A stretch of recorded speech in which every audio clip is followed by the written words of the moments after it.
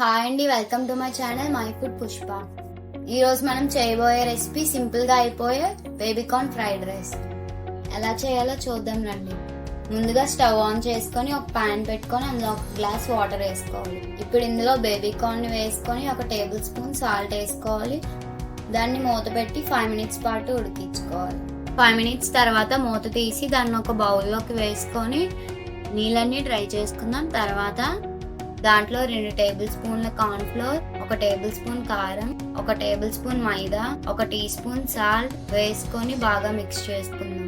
ఇది బాగా మిక్స్ చేసుకున్న తర్వాత ఒక ప్యాన్ పెట్టుకొని అందులో 2 టేబుల్ స్పూన్ల ఆయిల్ వేసుకొని బేబీకార్న్స్ ని ఆయిల్లో వేసుకొని గోల్డెన్ కలర్ వచ్చే వరకు ఫ్రై చేసుకోవాలి.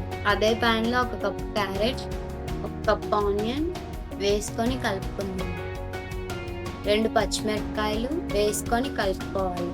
ఇప్పుడు ఇందులో 2 టేబుల్ స్పూన్ల అల్లం వెల్లుల్లి పేస్ట్, 2 టేబుల్ స్పూన్ల టమాటో సాస్, 2 టేబుల్ స్పూన్ల ఉప్పు, 2 టేబుల్ స్పూన్ల కారం వేసుకొని కలుపుకోవాలి. కలుపుకున్న తర్వాత మనం ఫ్రై చేసి పెట్టుకున్న బేబీకార్న్స్ ని గ్రేవీలో వేసుకొని గ్రేవీ బాగా కలిసేటట్టు కలుపుకోవాలి. ఇప్పుడు ఇందులో రైస్ వేసి కలుపుకోవాలి. మేము ఇక్కడ నార్మల్ రైస్ యూజ్ చేసాం, మీరు కావాలంటే బాస్మతి రైస్ అయినా యూజ్ చేసుకోవచ్చు. ఇలా బాగా మిక్స్ అయిన తర్వాత బౌల్లోకి సర్వ్ చేసుకోండి. మా వీడియో మీకు నచ్చింది అనుకుంటున్నాను. లైక్ చేయండి, షేర్ చేయండి, సబ్స్క్రైబ్ చేయండి.